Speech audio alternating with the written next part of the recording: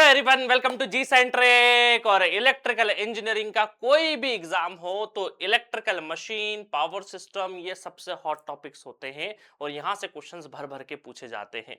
और ये थोड़े कॉम्प्लेक्स सब्जेक्ट भी होते हैं, तो इसका तरीका बहुत इंपॉर्टेंट है कि किस तरीके से किस एग्जाम को टारगेट करके पढ़ना है। तो ये वीडियो बहुत हेल्पफुल होने वाला है कि इलेक्ट्रिकल मशीन को कैसे प्रिपेयर करना है कोल इंडिया के लेवल के लिए, क्योंकि यहाँ पर टाइम बहुत कम है। टाइम कम है और कम टाइम में किस तरीके से इफेक्टिवली पढ़ सकते हैं। और देखिए, जो कॉल इंडिया का फॉर्म भरे हुए हैं उनमें जो कैटेगरी है स्टूडेंट्स की, वो फ्रेशर बहुत कम है। ऐसा नहीं होगा कि कोई स्टूडेंट ने कभी कोई कॉम्पिटिटिव एग्जाम की तैयारी नहीं करी और वो कॉल इंडिया की तैयारी कर रहा है, नहीं। कहीं ना कहीं उसने 4 साल पहले, 3 साल पहले, 2 साल पहले, 1 साल पहले, और जो college going student final year में भी है, वो भी कहीं ना कहीं तीसरे साल से अपने इंजीनियरिंग के थोड़ी थोड़ी तैयारी करने लगा रहता है। या तो इंजीनियरिंग में सेमेस्टर में तो थोड़ा बहुत गो थ्रू होता ही होता है। तो इलेक्ट्रिकल मशीन को मैं बेहतर तरीके से आपको बताने वाला हूं किस तरीके से आपको पढ़ना है। और ये वीडियो बहुत काम आएगा क्योंकि ये इस पर्टिकुलर एग्जाम के लिए डायरेक्शन देगा कि किस तरीके से पढ़ना है, कौन से स्टफ को कितना टाइम देना है। ठीक है, चलिए स्टार्ट करते हैं। तो ये कोल इंडिया का डेडिकेटेड कोर्स जी सेंटर के ऐप डाउनलोड करिए। कोई क्वेरी हो आपको तो यहां पर भी आप पूछ सकते हो। 6232557474 व्हाट्सएप नंबर है। 1999 का कोर्स है। कोल इंडिया 20 कूपन कोड लगा लेना, लगा होगा वहां पे, अप्लाई करना है। 1652 का कोर्स होगा, लिमिटेड टाइम के लिए ऑफर अवेलेबल है। 3 मंथ का डेडिकेटेड कोर्स बनाया हुआ है और बताया है कि क्या पढ़ना है क्या नहीं पढ़ना है। चलिए स्टार्ट करते हैं। तो सबसे पहले स्टार्ट करेंगे हम लोग यहाँ पर ट्रांसफार्मर। तो ट्रांसफार्मर जैसे आप खोलोगे, देखिए दो तरीके के मैंने कोर्सेस वहां पर आपको बना रखे हैं। जब भी आप इलेक्ट्रिकल मशीन में लैंड करेंगे ना, तो 3 फोल्डर मिलेंगे। पहला फोल्डर मिलेगा जिसमें फुल वर्जन इलेक्ट्रिकल मशीन का है। फुल वर्जन है। ये फुल वर्जन इसलिए दे रखा है कि हो सकता है कैमरे के उस पर किसी स्टूडेंट का कोई वीक है, कोई टॉपिक वीक होगा, किसी स्टूडेंट का डीसी में फलानी चीज वीक होगी, किसी का इंडक्शन में कुछ वीक होगा। तो 30 मिनट्स के वीडियो लेंथ है।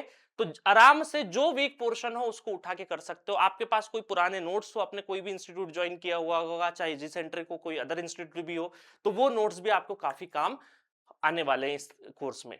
तो यहां पर आपको एक फुल फ्लेजेड कोर्स मिलेगा पहले फोल्डर में। सेकंड फोल्डर में आपको इसी का रिंग बूस्टर मिलेगा। मतलब मैंने क्या किया है, पूरे मशीन को, चारों मशीन्स को यहां पे समराइज वर्जन में जल्दी जल्दी थ्योरेटिकल पोर्शन पूरा का पूरा एक्सप्लेन किया है, साथ में 2 3 4 न्यूमेरिकल करवा दी हैं आपको। तो ये बहुत प्यारा कोर्स है जो इसके साथ में मैं अटैच कर दे रहा हूं।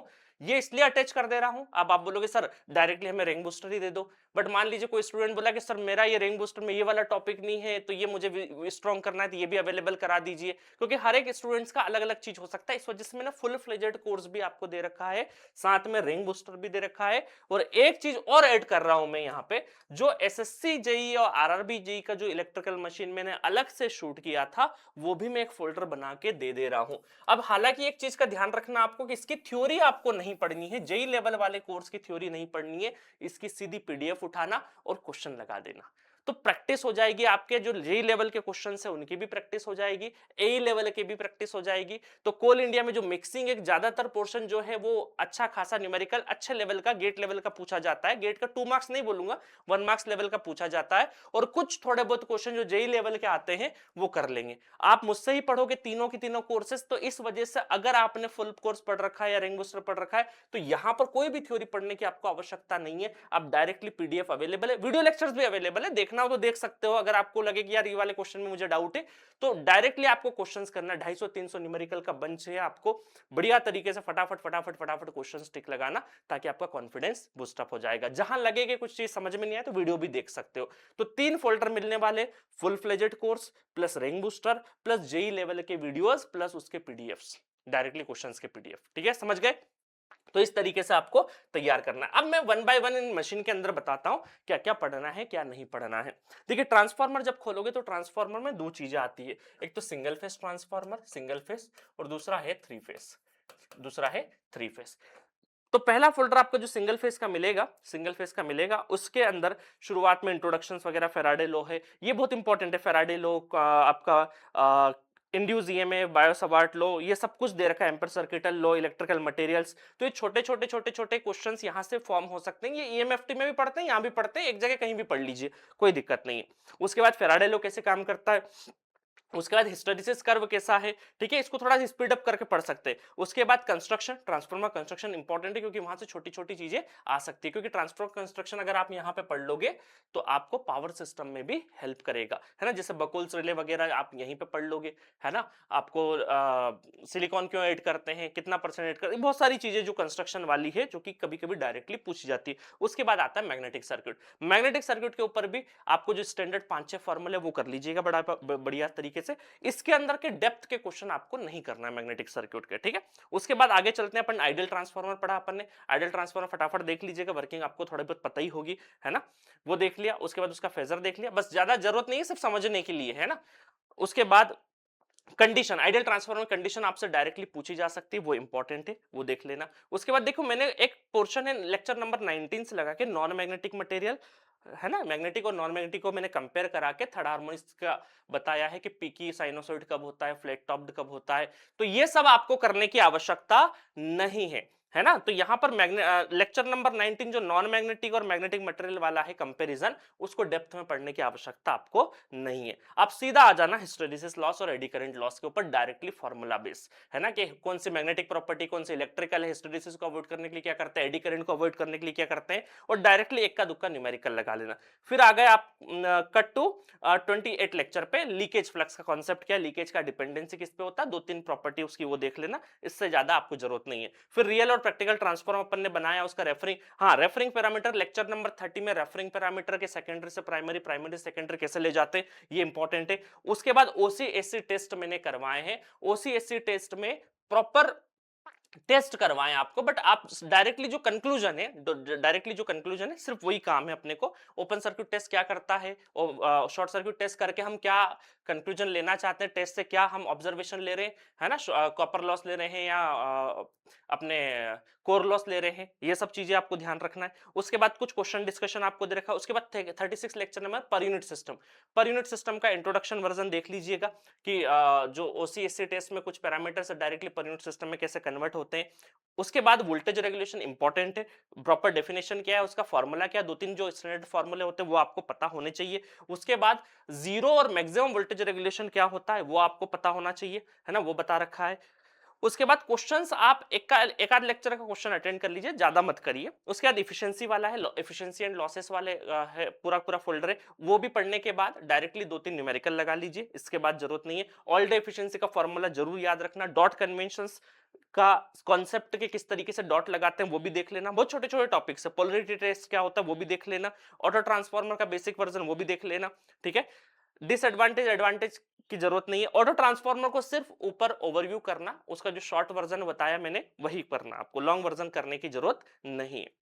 उसके बाद parallel operation, condition of parallel operation बहुत इंपॉर्टेंट है, आपको न्यूमेरिकल नहीं आएगा but condition of parallel operation आ सकता है, ठीक है। और उसके बाद कुछ डायमेंशन रिलेटेड एक्स्ट्रा क्वेश्चंस करवाए हैं, वो एक एक बार देख लेना, ठीक है। तो सिंगल फेज इसमें बहुत इंपॉर्टेंट है, बहुत इंपॉर्टेंट है, ठीक है।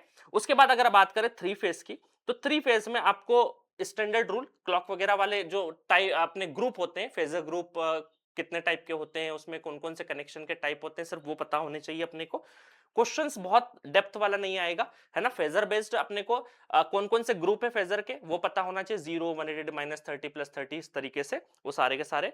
उसके बाद आपको हार्मोनिक एनालिसिस छोड़ देना, कोई दिक्कत नहीं है, हार्मोनिक एनालिसिस कहीं भी नहीं आएगा। थ्री वाइंडिंग ट्रांसफार्मर एक थोड़ा बहुत कर जाना, थ्री वाइंडिंग में एमएमएफ इक्वेशन कैसे लिखते हैं, है ना। और उसके बाद एक ट्रांसफार्मर कनेक्शंस को लेके जो न्यूमेरिकल अप्रोच है जिसमें एमएमएफ, ईएमएफ पर टर्न, एमएमएफ और power input power out power बराबर होते हैं, उस बेसिस पर स्टार और डेल्टा साइड में न्यूमेरिकल पूछे जाते हैं कि स्टार साइड में आपको करंट दे दिया तो बताइए डेल्टा साइड में आपको वोल्टेज पूछ ले, करंट पूछ ले। इस तरीके से 3 स्टैंडर्ड इक्वेशन होती है जहां से क्वेश्चन सॉल्व होते हैं, वो कर लेना। 12 केवल 12 वीडियो के अंदर पूरा थ्री फेज है, थ्री फेज में बस हार्मोनिक्स वाला पोर्शन छोड़ देना, बाकी आप चीजें कर ले जाएंगे। क्लियर है। तो ये है ट्रांसफार्मर का, बढ़िया तरीके से आपने पढ़ा भी होगा पहले, क्विक रिवाइज हो जाएगा जल्दी जल्दी जल्दी जल्दी, है ना। 2x 3x 4x सभी स्पीड पे अवेलेबल है ना, आप चाहें तो फटाफट देख सकते हैं। आपको लगे कि सर मुझे ओसीएससी टेस्ट वगैरह आता है, थोड़ा सा जंप करके मैं कट टू वोल्टेज रेगुलेशन वाला कॉन्सेप्ट देख लेता हूं, तो मेरा ये मानना है कि इलेक्ट्रिकल मशीन जो ये वीडियो देख रहे हैं वो कहीं ना कहीं पढ़े होंगे बट थोड़ा सा अनऑर्गेनाइज्ड है, उसको ऑर्गेनाइज बना सकते हो इसकी वीडियो देख के फटाफट, के जहां जहां लूप होल्स है उसको कर लो। क्लियर है, इतना कर लोगे काम हो जाएगा, ठीक है।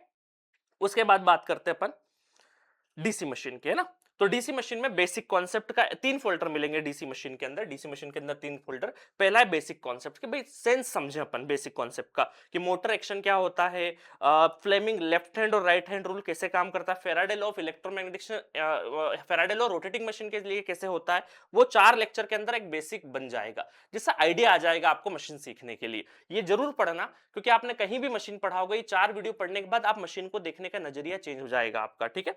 उसके बाद डीसी जनरेटर। देखिए जनरेटर और मोटर के जो कंस्ट्रक्शन है वो ऑलमोस्ट सेम है, बट पहले जनरेटर बना तो जनरेटर के कंस्ट्रक्शन पहले पढ़ाए जाते हैं। सॉरी। तो जनरेटर में क्या होगा, बहुत देखो डीसी मशीन में जो कंस्ट्रक्शन डिटेल्स है वहां से क्वेश्चंस डायरेक्टली पूछे जाते हैं, थ्योरेटिकल्स, ठीक है। तो आपको यहां पर डीसी जनरेटर में फटाफट आगे बढ़ना, action of commutator, electrical mechanical angle क्या होते हैं, अगर आते हैं तो आगे बढ़ जाओ, नहीं आते तो एक बार देख लो, है ना। उसके बाद योक, पूरा कंस्ट्रक्शन के मेन पोल क्या होते हैं, योक क्या होता है, किस मटेरियल का बना होता है, ब्रशेस बियरिंग्स क्या होते हैं, आर्मेचर वाइंडिंग, लेफ्ट वाइंडिंग, लेप और वेव वाइंडिंग का डिजाइन आपको नहीं पता करना है, डायरेक्टली उसके कंक्लूजन आपको पता होने चाहिए। मैंने डिजाइन भी कराए बट डिजाइन मत जाना, सिर्फ कंक्लूजन पता होने चाहिए इसके। उसके बाद लेप और वेव में क्या कंपैरिजन हो, डायरेक्टली एक आध न्यूमेरिकल यहां पे करवाया। फिर EMF equation, directly classification of generator, फटाफट खत्म होगा। फिर सीरीज जनरेटर, कंपाउंड जनरेटर, इनके क्लासिफिकेशन, वोल्टेज बिल्डअप प्रोसेस कैसे होता है, critical speed, critical resistance, critical speed important है, ये कर लेना एक लाइन में। उसके बाद आप सीधा आ जाएंगे आर्मेचर रिएक्शन का ओवरव्यू, है ना। आर्मेचर रिएक्शन को बहुत डेप्थ में करने की जरूरत नहीं, आर्मेचर रिएक्शन होता क्या है, उससे क्या क्या डिसएडवांटेज है और उसको कैसे ओवरकम करते हैं, इतना आपको पता होना चाहिए, ठीक है। उसको बाकी फिर इफेक्ट ऑफ ब्रश शिफ्ट और ये सब चीजें बता रखी है। उसके बाद कम्यूटेशन प्रोसेस इंपॉर्टेंट है, कम्यूटेशन प्रोसेस। उसके बाद कंपनसेटिंग वाइंडिंग का क्या रोल, देखो इंटरपोल का क्या पर्पस है, कंपनसेटिंग वाइंडिंग का सिर्फ पर्पस पता होना चाहिए, इसको कैसे लगाते हैं ये भी पता होना चाहिए। ये सारे के जो छोटे छोटे क्वेश्चंस है ना, ये जो जेई लेवल वाला जो मैं कोर्स ऐड करूंगा उसके अंदर आपको डायरेक्टली क्वेश्चंस मिलेंगे, ठीक है। और आई एम श्योर कि आपने पहले कहीं ना कहीं पढ़ा होगा, तो ये थोड़ा सा समराइज हो जाएगा आपका, ठीक है। उसके बाद कैरेक्टरिस्टिक एप्लीकेशन, एप्लीकेशन बहुत इंपॉर्टेंट है, यहां भी एप्लीकेशन मैंने कराए, यहां भी एप्लीकेशन कराए, जाके बढ़िया तरीके से देखना, ठीक है। ये हो गया डीसी मशीन। उसके बाद सॉरी डीसी जनरेटर। अब मोटर की बारी है। मोटर बहुत अगर जनरेटर आपने अच्छे से पढ़ लिया तो मोटर पढ़ना काफी आसान हो जाएगा। मोटर का basic operation, types of motor, back EMF क्या होता है, सिग्निफिकेंस क्या है, आर्मेचर टॉर्क का इंपॉर्टेंस है यहाँ पे, ठीक है। और शंट सीरीज में छोटे छोटे जो न्यूमेरिकल्स आते हैं वो कैसे सॉल्व होते हैं, वो न्यूमेरिकल बहुत अच्छे से करना, इसके न्यूमेरिकल्स बहुत अच्छे से करना, क्योंकि जनरेटर में बहुत ज्यादा न्यूमेरिकल नहीं मिलेंगे, मोटर में ज्यादा मिलेंगे, क्योंकि मोटर पढ़ने के बाद फिर मिक्सिंग में जो न्यूमेरिकल्स आते हैं ना वो करने में मजा आएगा आपको, ठीक है। तो सिंपल सिंपल न्यूमेरिकल, मोटर में कुछ नहीं, जनरेटर आपने कर लिया ना, मोटर में बहुत ज्यादा कुछ नहीं, बैक ईएमएफ का कॉन्सेप्ट समझना है, टॉर्क का कॉन्सेप्ट समझना है। उसके बाद losses and efficiency, braking important है, ब्रेकिंग एंड स्टार्टिंग, है ना, starters, starter 2 point 3 point starter, braking, ये काम की चीजें हैं, ठीक है। ये मैंने यहां पर भी डिटेल वर्जन में बताई है। तो ब्रेकिंग स्टार्टर, कौन सा स्टार्टर किसमें काम आता है, ब्रेकिंग, रीजनरेटिव ब्रेकिंग, प्लगिंग, है ना, रियोस्टेट ब्रेकिंग, ये सब इंपॉर्टेंट है। उसके बाद रिसेंट ट्रेंड सीरीज है, वो नहीं करना है अपने को, रिसेंट ट्रेंड गेट के एडिशनल क्वेश्चन कराए वो सब नहीं करना है, ठीक है। तो ये यहाँ पे 3 फोल्डर आपको मिलेंगे। बेसिक वाले 4 वीडियो है, बढ़िया बढ़िया 1 डेढ़ घंटे में खत्म हो जाएगा। फिर जनरेटर बढ़िया से पढ़ना, फिर मोटर पढ़ना। उसके बाद आते हैं अपन इंडक्शन। इंडक्शन बहुत इंपॉर्टेंट है। इंडक्शन में देखो 3 फेज और सिंगल फेज, 3 फेज और सिंगल फेज, ठीक है, 3 फेज और सिंगल फेज। तो यहां पर इंडक्शन में आएंगे आप 3 फोल्डर मिलेंगे। बेसिक रोटेटिंग कॉन्सेप्ट, इसमें बेसिक्स अवेलेबल है, अगर करना हो तो अच्छी, अगर थोड़ा सा वीक है बेसिक्स तो कर सकते हो, अदरवाइज इस टॉपिक को छोड़ भी सकते हो, है ना। आपका 3 फेज में इंडक्शन मशीन में जो पहला फोल्डर है basic concept of rotating machine, ये छोड़ भी सकते हो, ये सिर्फ अंडरस्टैंडिंग के लिए है, अदरवाइज इसको छोड़ सकते हो, कोई दिक्कत नहीं है। उसके बाद डायरेक्टली 3 फेज इंडक्शन मोटर पे आ जाओ। इसमें स्टेटर रोटर क्या होता है, basic operational principle, rotating magnetic field, RMF का कॉन्सेप्ट दिया। देखिए आरएमएफ को फिर मैंने बेसिक लेवल और एडवांस लेवल पे समझाया। अगर आपको आता है कि आरएमएफ होता क्या है, देखिए आपको क्या करना है, कोई भी टॉपिक है, अच्छा ये कैसे होता है, आता है, अगर खुद से पूछो कि अच्छा आरएमएफ को समझा सकते हो, हाँ समझा सकते हैं, तो उसके बाद उसको लेक्चर को पढ़ने की आवश्यकता नहीं है, आगे बढ़ो आप, ठीक है। तो कोई चीज आपको आती है तो उसको बहुत ज्यादा टाइम देने की जरूरत नहीं, थोड़ा सा ओवरव्यू करके आगे निकल सकते हो। मैंने इसलिए सादी चीजें दे दी क्योंकि मुझे कैमरे के उस पार नहीं पता कि कौन से स्टूडेंट का क्या कमजोर है, ठीक है। चलिए उसके बाद प्रोडक्शन ऑफ टॉर्क, ये प्रोडक्शन ऑफ टॉर्क भी पार्ट 1 पार्ट 2 पार्ट 3 दे रखा है, ये भी आप छोड़ देना, इसका आखिरी में कंक्लूजन काम का है, बाकी प्रोडक्शन ऑफ टॉर्क भी पूरी तरीके से छोड़ देना। ठीक है, उसके बाद डायरेक्टली आप आना stator fed induction motor, rotor fed induction motor के डायरेक्टली स्टैंडर्ड फॉर्मूले कैसे होते हैं वो कर लेना, इक्विवेलेंट सर्किट करना। देन लेक्चर नंबर 20 से एक्चुअल आपका न्यूमेरिकल स्टार्ट होता, लेक्चर नंबर 20। ठीक है, इंडक्शन मशीन के 3 फेज में इसमें आपको पावर स्टेजेस है ना, कि भाई air gap power, develop power, ये सब पावर के बारे में बताया है। फेजर डायग्राम स्टीनर मॉडल ने क्या किया, थोड़ा सा रोटेशनल लॉस की तरफ कोर लॉस को ऐड कर दिया। ठीक है, उसके बाद कुछ क्वेश्चन डिस्कशन है, तो पावर स्टेजेस के ऊपर क्वेश्चन डिस्कशन थोड़े बहुत कर लेना, इंपॉर्टेंट है, यहां से क्वेश्चंस आ सकते हैं। फिर रोटर सर्किट को एनालिसिस किया अपन ने, टॉर्क रिलेशन देखा, अब ये इंपॉर्टेंट है, सारा इंपॉर्टेंट। लेक्चर 20 के बाद इंडक्शन मशीन में सारा इंपॉर्टेंट है, टॉर्क रिलेशन, मैक्सिमम टॉर्क की कंडीशन, टॉर्क स्लिप कैरेक्टरिस्टिक्स। ठीक है, उसके बाद question stability concept, no load test और ब्लॉक रोटर टेस्ट, इसके कंक्लूजन पता होना चाहिए, बस दैट्स इट। के इन टेस्ट से होता क्या है, बाकी एक्चुअल टेस्ट में क्या हो रहा है क्या नहीं हो रहा है ये नहीं भी पता करोगे चलेगा, कोई दिक्कत नहीं। फिर स्पीड कंट्रोल मेथड इंपॉर्टेंट है, स्पीड कंट्रोल से क्वेश्चंस काफी बनते हैं। ठीक है, तो स्पीड कंट्रोल बहुत अच्छे से पढ़ना। उसके बाद स्टार्टर, स्टार्टर भी important, DOL starter, star delta starter, auto transformer starter important है, पढ़ लेना। उसके बाद construction detail, slot harmonics, construction details, ये सब बहुत ज्यादा मत करना, कंस्ट्रक्शन डिटेल देख लेना कि स्क्रोल के जो इसके बीच में क्या डिफरेंस है वो सब कर लेना, बाकी स्लॉट हार्मोनिक्स छोड़ देना। स्क्विंग, कॉगिंग, क्रॉलिंग, इनकी एक एक लाइन, इनका पर्पस क्या है, इनको इनकी डेफिनेशन क्या है, सिर्फ इतना पता होना चाहिए। टाइम एंड स्पेस हार्मोनिक्स छोड़ देना।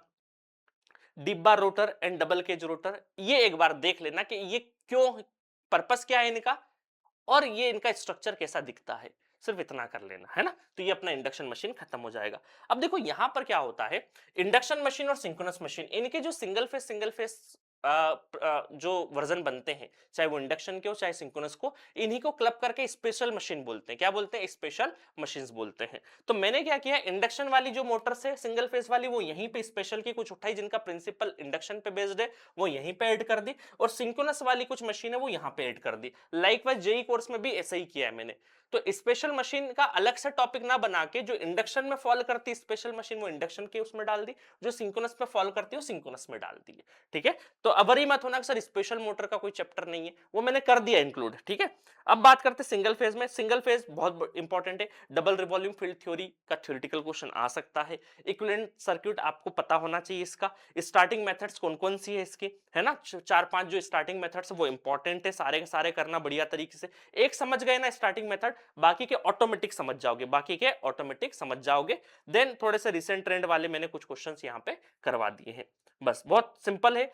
12 से 13 वीडियो का सिंगल फेस इंडक्शन मशीन है, जो कि 2x पे देखोगे तो मेरे ख्याल से 6 घंटे के अंदर आराम से खत्म कर दोगे। ठीक है, बिल्कुल घंटे के हिसाब से सोच के कोर्स बनाया है। ठीक है, उसके बाद अपन आते हैं सिंक्रोनस मशीन पे। सिंक्रोनस मशीन में भी जो बेसिक कॉन्सेप्ट है वो इंपॉर्टेंट है, क्योंकि सिंक्रोनस मशीन दिमाग में बैठती नहीं आसानी से। तो basic working, space time displace concept क्या होता है, better sinusoid, reactive power concept, ये बेसिक वाला फोल्डर जरूर पढ़ना है इसका, किसका, सिंक्रोनस मशीन का। इसके बाद आप आता है अल्टरनेटर, जिसको जनरेटर बोलते हैं, और एक मोटर आता है। तो पहले अपन अल्टरनेटर पढ़ते हैं, सिंक्रोनस जनरेटर पढ़ेंगे। Synchronous generator, stator slot, rotor slot क्या होते हैं, आर्मेचर वाइंडिंग क्या होते हैं, 60 degree phase spread, 120 degree phase spread, इसके डायरेक्टली अपने को क्या पता होने चाहिए, क्योंकि देखो ये phase spread 60 degree 120 degree phase spread वगैरह इंपॉर्टेंट है, क्योंकि इस पर डायरेक्टली क्वेश्चन आते हैं, डिजाइन के ऊपर क्वेश्चन आते हैं। मैंने आपको एक चीज बता रखी है कि इंडक्शन मशीन का जो स्टेटर है और सिंक्रोनस मशीन का स्टेटर जो है वो ऑलमोस्ट सिमिलर होता है उसका डिजाइन। तो यहां पर हमारा पर्पस मोटर पे ज्यादा रहता है इंडक्शन मशीन में, तो हम रोटर पे ज्यादा फोकस करते हैं। बट यहां पर सिंक्रोनस मशीन में हमारा स्टेटर पे फोकस ज्यादा रहता है, क्योंकि वहां से हम इलेक्ट्रिसिटी लेते हैं, क्योंकि जनरेटर ज्यादा हमारा फेमस होता है इस पे। क्लियर है, तो इस वजह से जो स्टेटर डिजाइन के क्वेश्चन यहां नहीं देके यहां से ज्यादा पूछे जाते हैं ना।